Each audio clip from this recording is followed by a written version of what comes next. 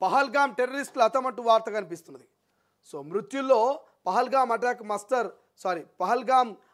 Master mind Musa 14 రోజులుగా మహాదేవ్ కొండల్లో operation Mahadev radium communication signals ఆధారంగా గుర్తింపు 3 గంటల్లోనే పని ముగించిన భద్రతా బలగాలు. జమ్మూ కాశ్మీర్లో జరిగినటువంటి ఎన్కౌంటర్లో 3 టెర్రరిస్టులు భద్రతా బలగాలు మట్టుబెట్టాయి. వీరిని లష్కరే తయంబకు చెందినటువంటి టెర్రరిస్టులుగా గుర్తించారు. ఇందులో పహల్గామ్ దాడిలో పాల్గొన్న 2 ఉగ్రవాదులు ఉన్నారు. So army, CRPF, Jammu Kashmir పోలీసులు కలిసి ఆపరేషన్ మహాదేవ్ చేపట్టారు. Pahalgam attack mastermind Suleman alias Shashim ముసాలాను మరి మన జవాను మట్టుపెట్టారు. సో ఎవరైతే ఈ హషీం ముసా అనేటువంటి వ్యక్తి ఎవరున్నారో ఈ హషీం ముసా గతంలో పాక్ ఆర్మీలో పనిచేశాడు. మిగిలిన 2 టెర్రరిస్టులను యాసిర్గా ఇంకొక ఆయన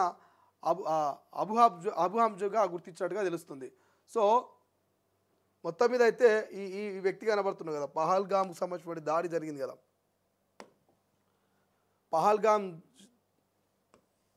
పహల్గామ్ దాడి జరిగినప్పుడు ఈ వ్యక్తి ఎవరైతే హషీం అనేటువంటి వ్యక్తి అంటే హషీం ఇంకొక ఆయన ఈయననే అబు అబ్జామ్గా గుర్తించినట.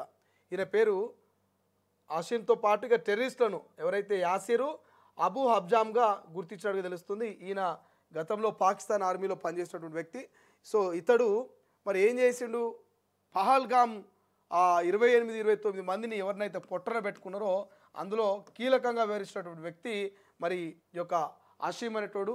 ఈ హషీం అనేటోడిని మనోళ్ళు ఆపరేషన్ మహాదేవ్ ఆపరేషన్ మహాదేవ్ పేరిట 14 రోజులుగా మహాదేవ్ కొండల్లో ఆపరేషన్ మహాదేవ్ నిర్వహిస్తూ ఇక మనోళ్ళు ఈ పహల్గామ్ ఉగ్రదాడికి కీలకమైనటువంటి వ్యక్తిని మరి ఈ యొక్క హషీం అనేటువంటి మాత్రం మట్టుబెట్టినట్టు తెలుస్తున్నది. సో ఇక్కడితో ఆగే పరిస్థితి లేదు. ఖచ్చితంగా టెర్రరిస్ట్ని అంతం చేసేంత వరకు ఇది కంటిన్యూ అవుతుందంటే ఇప్పటికే కేంద్ర ప్రభుత్వం చెప్తున్నది. సో కొంతలో కొంత అయినా మరి ఆ కుటుంబాలు కొంత సంతోషంగా ఉంటాయి. ప్రాణాలు విడిచినటువంటి మన 28 మంది టూరిస్టులు ఎవరైతున్నారో వాళ్ళ ప్రాణాలకు కొంత ఆత్మశాంతి కలుగుతుంది. ఎందుకంటే వీళ్ళు చేసినటువంటి విధ్వంసం మామూలుది కాదు. ఈ నా దొంగనా కొడుకులు చేసినటువంటి విధ్వంసము మామూలుది కాదు.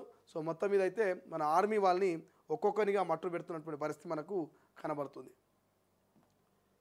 సో ఇక బీసీ 40% కోట ఢిల్లీకి సంబంధించిన అంశమే కనబడుతుంది. ఇక్కడ ఒక్కసారి దిశలో చూస్తే ఇక అక్కను చంపిన తమ్ముడు ఫోన్లో మాట్లాడుతుందని ఘాతుకం. రంగారెడ్డి జిల్లా